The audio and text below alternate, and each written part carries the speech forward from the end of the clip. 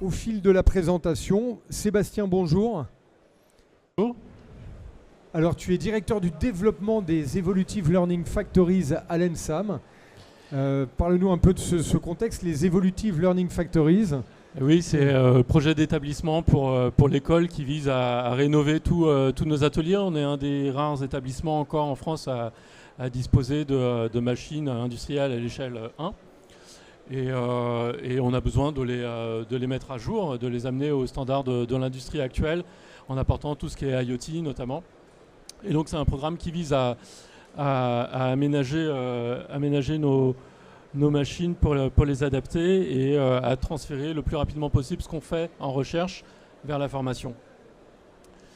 Donc aujourd'hui je vais vous parler de Génie, jumeaux d'enseignement numérique immersif et interactif. Donc c'est un projet qui est axé sur la formation immersive et collaborative. On y utilise des environnements virtuels pour créer des expériences d'apprentissage les plus engageantes possibles. Alors pourquoi donc nous on est des pédagogues et notre problème, et c'est toujours le même, c'est dans l'industrie, les jumeaux numériques font partie du réel industriel. Comment est-ce qu'on fait pour former nos étudiants à ces outils, à ces nouveaux outils et donc on discute de la meilleure modalité pédagogique à adopter. Le choix qu'on a fait pour un certain nombre de raisons, c'est de développer spécifiquement des jumeaux numériques pour la formation. Et donc l'idée c'est d'utiliser les jumeaux numériques comme prétexte pour faire passer des notions sur les jumeaux numériques, mais en enseignant autre chose. On fait des TP de forge, de fonderie, d'usinage, etc. avec nos jumeaux numériques. Donc l'idée c'est qu'on a des étudiants plus ou moins à l'aise avec le numérique. Ils sont très à l'aise pour swiper sur un smartphone. Avec un casque de réalité virtuelle, c'est pas toujours aussi évident. Passer de TikTok aux jumeaux numériques, il y a un gap quand même. Voilà, il y a un gap. C'est évident. Il y a un gap. Donc il y a un besoin d'accompagnement et de formation. On pense souvent à l'accompagnement des enseignants, à la formation des enseignants, mais en fait, il faut accompagner et former aussi les étudiants à ces usages. Et donc on a des industriels qui utilisent de plus en plus les jumeaux numériques. Et donc Génie est né assez naturellement de cette rencontre. Et puis il y a aussi un aspect coût carbone, parce que il y a plein de choses qu'on faisait en réel, une coulée de fonderie par exemple, pour faire de la découverte, pour montrer comment ça fonctionne, à quoi ça correspond. Et il y a plein de choses telle une coulée de fonderie qu'on peut faire en réalité virtuelle. Et on économise autant de gaz pour chauffer le métal, de matières premières, etc. etc. Et c'est vrai qu'il y a quand même deux leviers qui sont très forts dans cette méthode. C'est qu'on apprend à faire des opérations industrielles, on apprend la machine, et en plus on apprend à se servir d'un jumeau numérique, parce que comme tu le disais, aujourd'hui ça se développe de plus en plus. Donc on acquiert un peu cette double compétence aussi, cette gymnastique intellectuelle de travailler avec un jumeau numérique et de travailler avec du réel à côté. Oui, tout à fait. C'est vraiment l'objectif. Je vais le détailler un peu plus loin, mais c'est d'avoir cette connexion entre le virtuel et le réel. Donc, juste pour le contexte, Génie, c'est un projet collaboratif qui a été financé dans le cadre de France 2030. On a obtenu une subvention de 15 millions d'euros, enfin de 9 millions d'euros, c'est un budget de 15 millions d'euros. Il y a 4 partenaires dans Génie, donc il y a Arts et Métiers qui est coordinateur, CESI et CNAM qui sont également des établissements d'enseignement supérieur, et le CEA qui apporte les briques technologiques. Donc comme je vous le disais, c'est un gros budget. C'est le plus gros budget de l'appel à projet auquel on a répondu. C'est plus d'une centaine de personnes qui travaillent sur Génie depuis maintenant 3 ans. Et donc, comme je vous le disais en introduction, l'ambition de Génie, c'est de former aux jumeaux numériques par les jumeaux numériques, par l'usage des jumeaux numériques. Donc on développe des jumeaux numériques technologiques, qui sont des jumeaux de systèmes industriels réels, immersifs et interactifs. Et évidemment, on aborde ça avec beaucoup de questions sur comment est-ce qu'on fait pour enseigner avec ces outils, comment est-ce que ça se passe sur l'usage, l'inclusion, l'accessibilité. Donc on a développé aussi dans le cadre du projet tout un work package de sciences de l'éducation pour équiper nos enseignants dans comment aborder ces outils et comment accompagner les étudiants avec ces outils, quels cas d'usage sont véritablement pertinents et quels cas d'usage ne sont pas pertinents en réalité virtuelle. Finalement, c'est une modalité pédagogique comme une autre. Il faut l'utiliser pour sa plus-value et dans les cas où elle apporte quelque chose. Alors, qu'est-ce qu'on entend par jumeau numérique? Donc, la définition qu'on a retenue, c'est celle qui est indiquée ici. C'est quelque chose qui permet de reproduire virtuellement un objet physique, un processus ou un système complexe de manière visuellement et physiquement réaliste. Donc, on a 4 briques. Une brique de représentation, donc on cherche à avoir une représentation. Sébastien, pas tenir le micro ici par en bas parce que c'est l'antenne. Non, au contraire, par le corps du micro, voilà, okay. Comme ça. Ça marche. Et donc on a une brique de représentation, on cherche la représentation la plus réaliste et immersive possible, donc on est sur la représentation en 3 dimensions. On a une brique de physicalisation, donc on représente toute la cinématique des objets, on appuie sur un bouton, on ouvre des portes, on produit la gravité. On inclut aussi des modèles physiques. Quand on est sur la forge ou de la fonderie, qu'on tape sur un lopin de métal chauffé, il ne s'écrase pas pareil selon la force qu'on apporte. La température, on est capable de calculer en temps réel le champ de température qui résulte du refroidissement. Donc on apporte tous ces modèles physiques. On a évidemment une brique d'interaction. Comment est-ce qu'en tant qu'utilisateur, en tant qu'apprenant, on interagit avec les jumeaux numériques? Donc on développe un certain nombre d'interfaces, que ce soit clavier-souris, un casque de réalité virtuelle ou smartphone, tablette, ça dépend des cas. Et on a évidemment la brique de connectivité qui permet de faire le lien entre le jumeau numérique et le jumeau physique.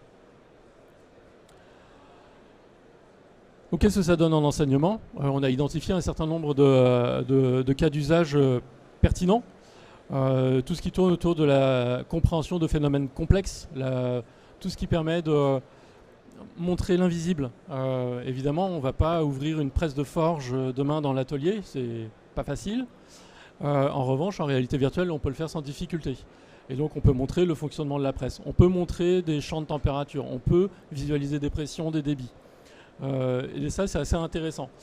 Ça permet de faire de la découverte de moyens de production en toute sécurité. Ça permet de tester des paramétrages qui seraient peut-être dangereux, mais encore une fois, on est en toute sécurité, on peut tester des conditions extrêmes sans risquer d'abîmer le moyen de production et de mettre en danger les personnes qui sont autour.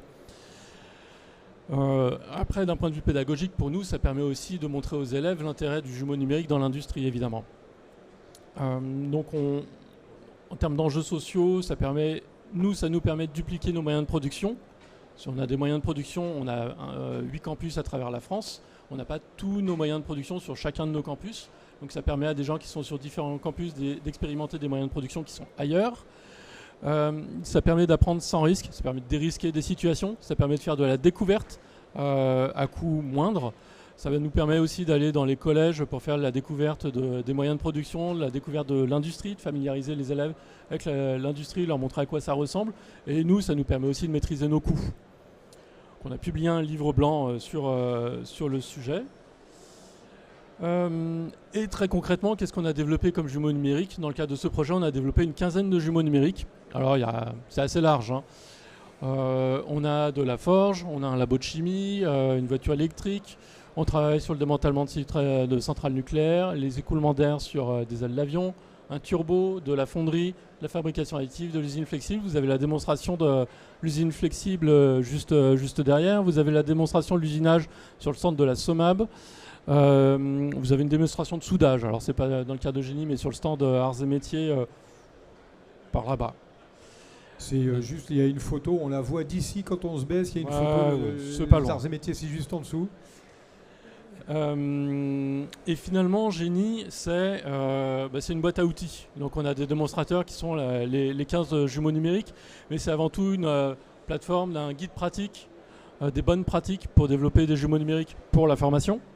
C'est une plateforme de diffusion, pareil, les bonnes pratiques pour diffuser les jumeaux numériques en fonction des cas d'usage. On a développé aussi dans le cadre du projet un campus virtuel qui nous permet de faire le briefing et le débriefing des sessions dans un monde virtuel, parce que ce qui est important, on peut faire la séance de TP avec le jumeau numérique, mais ce qui est important, c'est de pouvoir débriefer avec les apprenants. On a construit aussi des guides pour la création de scénarios pédagogiques et puis des exemples pour tester cette boîte à outils.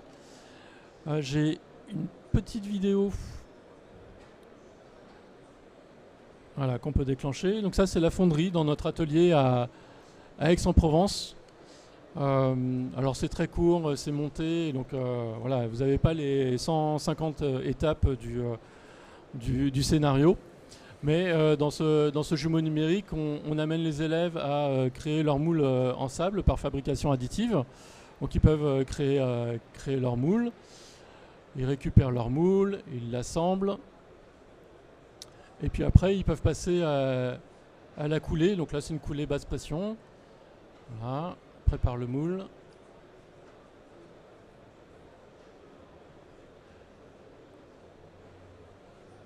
Hop.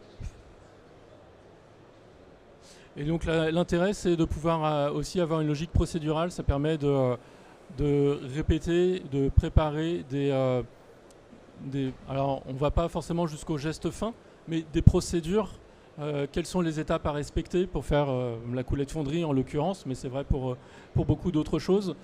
Et tout ce qui est procédure de sécurité, finalement, ouais, tout à quand fait. on rentre dans l'animation comme ça, on s'entraîne à les faire, à les répéter de façon systématique pour qu'après ça soit intégré complètement. Tout à fait. Typiquement, la simulation bloque si on ne met pas nos équipements de protection individuelle. Ouais. Tout ce genre de choses, il y a des scénarios de sécurité qui tournent. Et là, vous avez pu voir la pièce se remplir avec le métal en fusion et vous avez le champ de température qui est calculé en temps réel avec le modèle physique qui tourne derrière.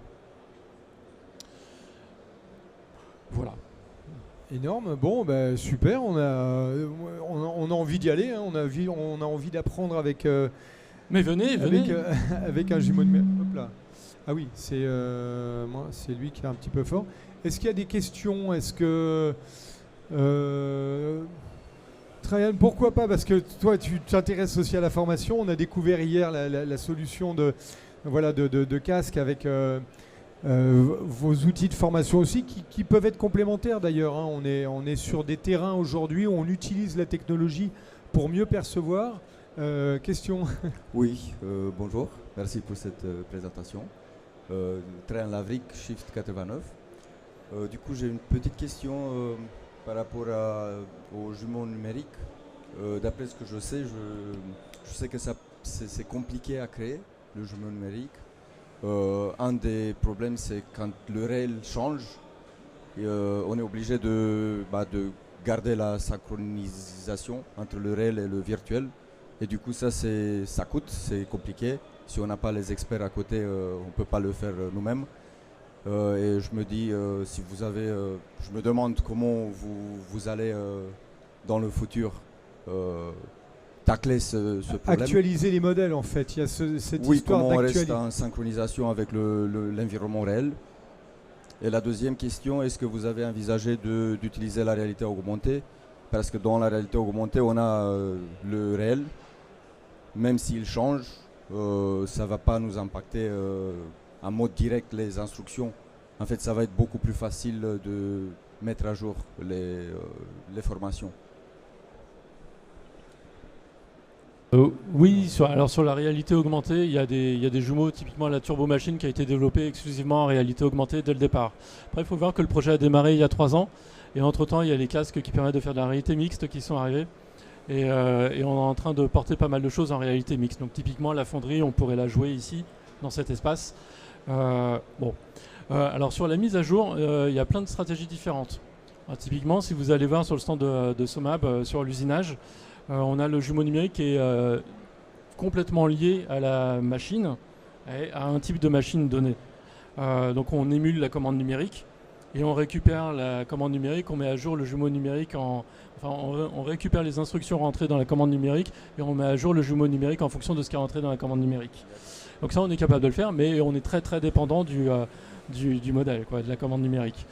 Après, il y a d'autres stratégies qui sont typiquement, on n'a pas forcément tout numérisé, on a une presse de forge des années 60, donc on a mis des capteurs et on fait remonter les données de ces capteurs pour mettre à jour la simulation. Après, ça dépend aussi des usages. Donc on a différents porteurs de projets pour chacun de nos jumeaux numériques. Ils ont tous envisagé des usages différents. La consigne, c'était que ça puisse servir dans leur enseignement. Certains ont une stratégie très tournée vers l'industrie tout de suite. Donc c'est le cas de l'usinage. D'autres étaient beaucoup plus tournés vers la découverte de moyens de production. C'est le cas de la forge. Donc l'enjeu sur la forge, c'est pas tant la mise à jour en temps réel, finalement, que de pouvoir montrer quelque chose de très réaliste. Ok, merci. Bien répondu. Et on voit aussi que ce sont des technologies qui avancent très vite. On en parlait tout à l'heure. Le jumeau numérique qui est arrivé sur des grands salons industriels comme ça il y a pas mal d'années, mais au début c'était très coûteux, c'était des grands développements finalement industriels qui concernaient l'aéronautique, l'automobile. Et aujourd'hui, on voit qu'il y a une diminution des coûts, une rapidité de calcul qui permet aujourd'hui d'avoir beaucoup de réactivité et d'adaptation justement, comme évoquait Traya. Ça permet de faire évoluer les modèles rapidement. Oui, et il se trouve qu'on a les équipes en interne pour... tous nos jumeaux numériques NSAM ont été développés en interne par des équipes NSAM à Invalor. On a les compétences en 3D, donc la plupart sont construits sur Unity. C'est du développement Unity. Là où on touche la limite, c'est sur les modèles physiques. Quand on veut intégrer le calcul temps réel ou le plus temps réel possible de refroidissement de la coulée, là typiquement on touche à la limite de ce qui est possible de faire. Et quand on essaye de déporter le calcul dans le cloud, là on a les infrastructures qui tombent. C'est évidemment dans nos établissements ça passe pas, on est obligé de tout traiter en local. Mais oui, on est à la limite, et ce qu'on a livré là, on n'aurait pas pu le faire il y a 5 ans, très clairement, pas de la même façon, c'est certain. Et aujourd'hui, on se pose beaucoup de questions sur l'intégration de l'IA. Il y a plein d'IA dedans. Les modèles physiques, en fait, ils sont nourris à l'IA. Il y a des modèles qui ont été entraînés pour reproduire les champs de température, etc., etc. On se pose beaucoup de questions sur l'impact de l'IA générative. Typiquement, on peut imaginer des séquences de formation, des scénarios pédagogiques où on a une assistance de premier niveau avec une IA générative à laquelle on peut poser des questions et qui répond, qui donne des pistes, qui assiste l'apprenant. On peut aussi se poser des questions sur la construction des scènes. On peut faire, finalement, là on a reproduit l'atelier en 3D avec Unity. Peut-être que le fond de l'atelier, on aurait pu le faire avec 3 clichés, un peu de Gaussian splatting, et on aurait gagné beaucoup de temps. Mais voilà, il y a 3 ans, en fait, on n'avait pas ces outils-là. Et du coup maintenant, parce qu'on voyait dans les sponsors, donc il y a les arts et métiers, CESI, Grande École d'ingénieurs aussi, vous êtes focalisé sur tous les étudiants de ces écoles quelque part. C'est pas encore, est-ce que c'est disponible aujourd'hui pour toutes les écoles d'ingé ou pour... comment ça se passe, le développement maintenant concret? Oui, la dissémination, c'est en cours, on y travaille, mais c'est bien l'objectif, c'est de pouvoir les rendre ces jumeaux numériques en accès libre, alors selon différentes modalités. Avec abonnement bien sûr, avec un suivi, parce que ça nécessite, comme on l'évoquait, derrière de l'entretien, de la maintenance numérique. C'est ça. En fait, ce qu'on voit pas, c'est qu'on peut les mettre à disposition tels quels, mais probablement que les gens qui les récupéraient n'iraient pas très loin avec. Parce que déjà il y a pas mal d'accompagnement et de formation à mettre en place dans l'usage de ces jumeaux numériques, que c'est des scénarios pédagogiques qui sont figés, qui nous correspondent à nous, mais qui ne correspondent pas nécessairement aux situations d'autres établissements ou d'industriels. Donc il y a aussi un travail de mise à jour et de développement à façon à mettre en place. Donc il y a tout un modèle économique à mettre en place derrière pour assurer l'accompagnement et les développements éventuels additionnels. Mais en tout cas, c'est un sérieux plus pour les étudiants ingénieurs aujourd'hui qui sont par exemple aux arts. C'est quand même un progrès spectaculaire dans la formation. Parce que comme on l'évoquait au début, j'apprends un métier, en plus j'apprends toute la partie digitale du métier avec le numérique. C'est énorme pour eux, quoi. Oui, c'est l'ambition du projet. On espère vraiment que ça apporte un plus. Ouais. Oui, non, mais c'est clair. Bon, super. Bon. Any more questions? Bien. Merci beaucoup, Sébastien, pour cette présentation.